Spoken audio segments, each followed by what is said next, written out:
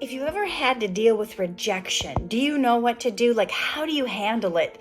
Being an actor, I've dealt with a lot of rejection, if you want to call it that, when you don't get chose for a part. I've had probably 1,000 auditions and only booked maybe 100 of them. So rejection is something I'm very familiar with. So I wanted to share with you some different ways of looking at it and maybe some tools that will help you when you have to deal with rejection. So maybe you've been rejected from a job. Maybe it's happened multiple times. Or maybe you've been rejected by a boy or a girl or somebody you wanted to ask out. And the thing is, that kind of thing can shake your confidence if you're dwelling on the rejection, if you're dwelling on the things that haven't worked. So what's really important when this comes about is to realize that those rejections, though they've come, it doesn't give any less value to who you are. Just because someone was not liking you or vibing with you or didn't think you had the qualifications needed for the job, that doesn't define their worth. Your no's don't define their worth. Think of it like they're putting together a puzzle for their company or for their life, and the shape of your puzzle piece just doesn't fit with their puzzle. It doesn't mean that you have any less value. Your puzzle piece is going to fit better in a different puzzle, just not in that puzzle. So don't think of it like, I'm no good, I'm not talented, nobody will ever love me, I'm never going to get a job. Think of it like, oh, you know what? I just didn't fit this family. I just didn't fit this job. I didn't fit this culture. I didn't fit this whatever it is that you're trying to get into. And it's not a judgment against you. Some other piece fit better for what they were looking for.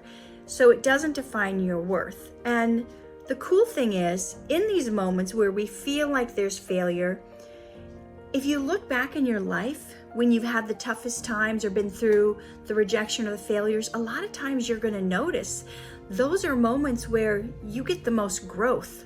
Because you're upset, you're being introspective, you're praying, maybe you're crying, you're trying to figure out what you could do differently. And often we get growth during that time, and we can use that because we can allow God to refine us. Also, sometimes it makes us want to sharpen our skills. You know, as an actress, there was times where I didn't get a part because I didn't have some certain skill they needed. Like, oh, we need someone who can ride side saddle on a horse. Well, I didn't grow up riding horses, so it makes you want to further your skills. I remember taking a sword fighting class and a stage combat class because there were certain roles, and I said, oh, you have to be able to do your own stunts, and I didn't really know how to do my own stunts. So sometimes that rejection can cause growth because it leads you to sharpen your skills. And we have to realize that sometimes rejection is just redirection. Maybe you've heard the saying, I think I've said it before, that man's rejection is God's protection. And sometimes that's true. Sometimes when we get rejected, it's God protecting us from something. But other times there's a redirection. Maybe it wasn't something you needed to be protected for, but God knew you weren't ready. Or he knew it was going to hurt you in the long run. Or you needed to be redirected to go through a different door because what lies behind another door is going to be better for you in the long run. So there's a verse in 1 John 5:4 that says, "This is the victory that overcomes the world, even our faith." So it's this kind of faith that makes us able to move mountains, and when the scripture talks about how if you just had this faith like the seed of a mustard, you could say to this mountain, be removed and be cast into the sea. We can have that kind of faith that moves mountains and shifts atmospheres. And yes, sometimes it's painful to have rejection, but these are not permanent walls. It's not like, oh, because I was rejected all these times, then forget it for the rest of my life. No, these are temporary hurdles. And with faith, you can overcome these hurdles and find a better place for you. So we don't know if maybe God is allowing this situation because he's preparing you for something greater, because sometimes it takes longer to get where you're going, because God is working on you building your inner strength and your resilience that you need for the next chapter. Like if you got the things you wanted right away before you were ready for them, it would destroy you. And God doesn't want to see you destroyed. So sometimes we have to work on building who we are, our character, our values, our emotional intelligence before we get thrown into this bigger level where there's going to be more pressures and more stress. We need to get settled in who we are first and what we believe in. So it's not just about landing the job, it's about becoming the person who's ready for it. And perhaps, maybe God is saving you from something that you don't know what it is, or whatever that no came from, it actually ends up being a good thing because it's not lined up with his plan for you. So I hope you start to see that failure is not final unless you stop trying. So think of it like pulling weeds out of a garden so that the real flowers can flourish. When we get these no's, we're just pulling these out of our way so we can get to the real flowers and allow them to grow. When we get rid of all the junk around that maybe is distractions or is maybe pulling us down, each rejection we get is pulling out something that doesn't belong, and it's making room for what does. When you can say no to the things, or the things say no to you, then that wasn't part of your plan, because if it was meant for you, you would have it. And if you were ready for it, you would have it.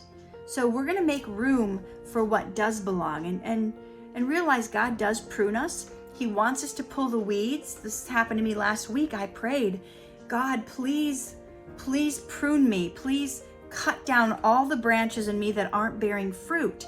And then like 2 days later, I felt like he was lopping off a big painful branch that I wanted to keep, but he knew it was taking me down and it was too heavy for me and it wasn't producing the kind of fruit I wanted. So realize that God will prune you for better things. So keep your heart aligned with him.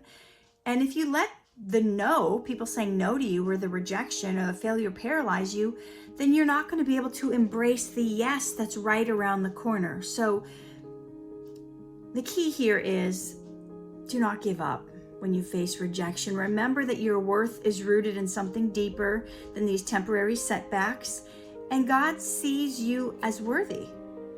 And the next step, it might just be shifting your approach, gaining some new skills, or even reflecting on what God might be teaching you through this process of rejection, through the process of the failures and the no's.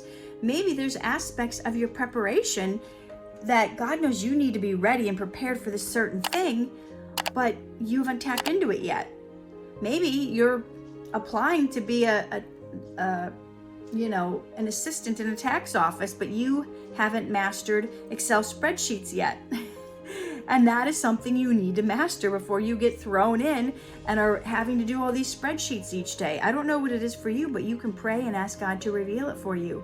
So this is an opportunity to fine-tune your efforts and tap into and learn skills you haven't learned yet. So ask yourself, whenever this no comes up, whenever a perceived failure or a rejection comes up, don't ask yourself, why didn't I get it? Why don't people like me? Those are the wrong questions to ask. Instead, ask yourself, what can I learn from this? God, how can I grow from this? Because you have to realize each no is making you more resilient, and sometimes we must just keep knocking on doors before us, and trust and pray that the right ones will open for you, and ask God, I ask him this continually, please close all of the doors that hold harm behind them that you don't want me to walk through. And then trust and believe that the right doors will open for you, and it's going to be better than anything that you could imagine. And truly, it only takes one moment of favor from God to turn everything around. So when you get that failure, when you get that no, when you get that rejection, just take a moment and regroup, lift your head up, and try again, because each step gets you closer to where you are meant to be. If you like this kind of encouragement, please hit subscribe, hit the bell button so you always get, notified when I have another video coming out, and share this if you think it will help someone. God bless you. Live true, love hard, shine bright.